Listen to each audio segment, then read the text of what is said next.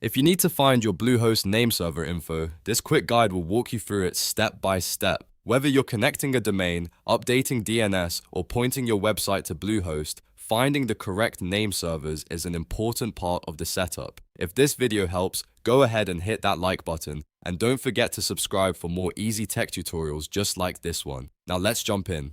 First, log into your Bluehost account. Once you're inside the dashboard, look for the Domains section. This is where Bluehost keeps all the settings for the domains connected to your account. Click on Domains to continue. Next, select the domain you want to check. If you own multiple domains, make sure you choose the exact one you want to connect or manage because each domain may have its own DNS details. After selecting your domain, look for the Nameservers or DNS area. Bluehost usually displays the current nameservers assigned to that domain right there in the domain settings. This is the information you'll need if you're connecting the domain to Bluehost or verifying that it's pointed correctly. In many cases, Bluehost standard nameservers are ns1.bluehost.com and ns2.bluehost.com.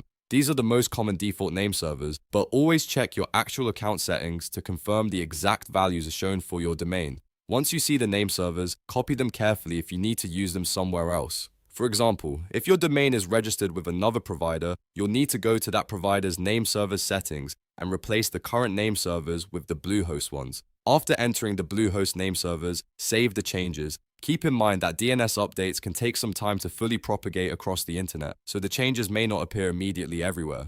If you're just checking the nameserver info inside Bluehost, that's really all you need to do. But if your goal is to connect a domain from another registrar, make sure you paste the Bluehost nameservers exactly as shown and double check for any typing mistakes. That's how you find Bluehost nameserver info quickly and correctly. If this tutorial was helpful, please give it a like, subscribe for more simple website and hosting tips, and I'll see you in the next video.